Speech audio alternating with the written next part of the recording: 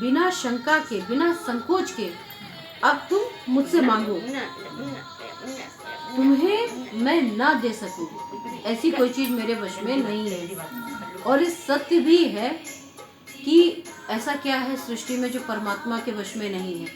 और अगर वो किसी से कहें कि तुम मांगो, उनके लिए अदेय क्या है।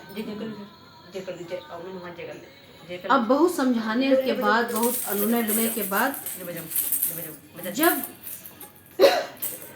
मनु और शत्रुपा संकोच भरे शब्द में मांगने, अब याचक की एक हद होती है, जो मांगता है उसको डर लगता है, देने वाले के अंदर इतनी क्षमता है कि उठा के दे दे, उसको कमी नहीं, पर मांगने से पहले डर जरूर लगता है। दान शिरोमणि कृपा निधि, नाथ कहूँ सति भाव, चाहूँ तुम्हें समान सुत, प्रभु सन कवन दुराव।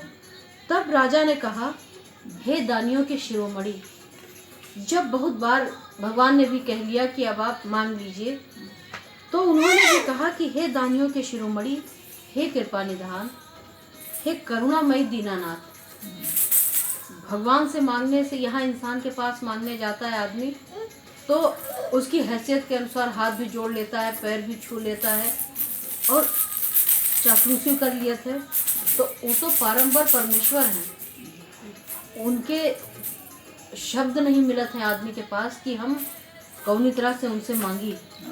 तो अब वही मनु और शत्रुपा कह रहे हैं कि आप तो मतलब दानियों के दानी हैं, आप करुणा निधान हैं और कृपामयी हैं।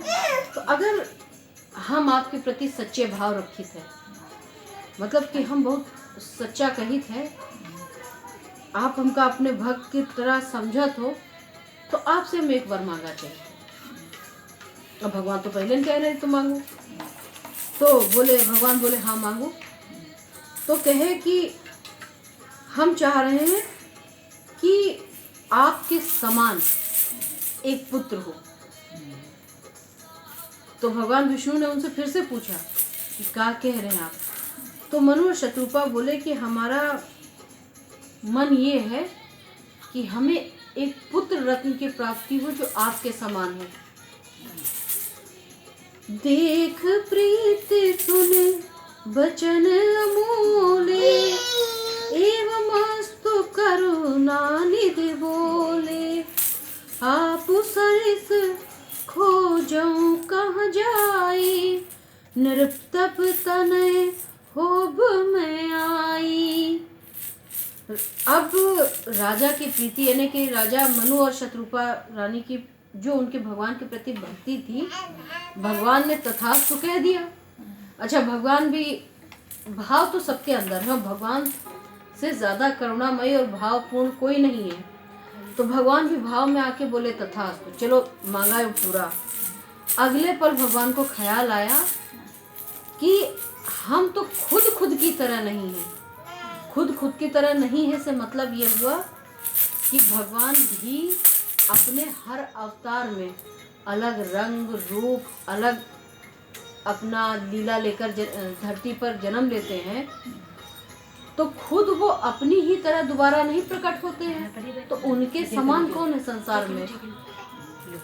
तो राजा की भक्ति देखकर, और अब जो कि उनको वचन भी दे चुके थे, तो भगवान बोले कि हे राजन, मेरे समान तो दूसरा कोई नहीं है। और भगवानों के मन में चले ला कि ससुर हम गलती से बोल गए, पहले सोच के बोले के रहा, अरे जब हम खुदा अपन दूसरा अवतार पहले की तरह नहीं लीन, मतलब राम को देखिए, राम भगवान का अवतार, उनका मुख मुद्रा, उनकी सौम्यता कुछ और थी। कृष्ण भगवान उनके उल्टे बिल्कुल चंचल, और उनके मुख मुद्रा, उनकी बनावट कुछ और थी। उसी तरह से वामन अवतार लिया तो कुछ और रहे, अलग अलग अवतार लिए। अब उसी में नरसिंह अवतार ले लिया, नरसिंह अवतार बिल्कुल अलग। तो अपने विष्णु जी की तरह तो उन्होंने कोई दूसरा मतलब अलग लिया ही नहीं, और उनके समान गुण, मतलब अवतार तो ना ही अपनी तरह से लिया, गुण भी उनकी तरह किसी दूसरे का नहीं। तो फिर भगवान बोले कि अब मैं अपने जैसा कहाँ खोजूं। मेरे समान तो कोई दूसरा है नहीं सृष्टि में, सो हे राजन, मैं स्वयं ही तुम्हारा पुत्र बनकर आऊंगा। तो ये वचन शत्रुपा और मनु को भगवान विष्णु ने उनकी कठोर तपस्या के पश्चात दिया। सतरूप ही विलोकी कर जोरे, देवी मांग वर जोरिच तोरे, जो वरुनाथ चतुर नृप मांगा, सोहि कृपाल मोहियत प्रिय लागा। अब शत्रुपा जी भी कह रही हैं हाथ जोड़कर कि प्रभु आप सर्वज्ञ हैं। तो भगवान बोले कि सर्वज्ञ और सर्वव्यापी तो ठीक है, परंतु माता आप मुझसे मांगिए। तपस्या दोनों लोगों ने की है ना, और ये भगवान की ही खासियत है। अब आप कोई दूसरे से कर्जा मांगे जाओ, उधार मांगे जाओ या भीखे मांगे चले जाओ, दो जने साथे गए तो एक आदमी का दे कहीं दोनों जने निपट लियो। ऐसा होता है कि अगर आप किसी को दें तो अगर मान लो घरे के दो लोग हैं, एक का दे दियो, दोनों लोग निपटो। भगवान में नहीं है। भगवान में है कि अगर दुई है, तपस्या तो दोनों ने की है, मन के भाव तो दोनों के थे भगवान के प्रति।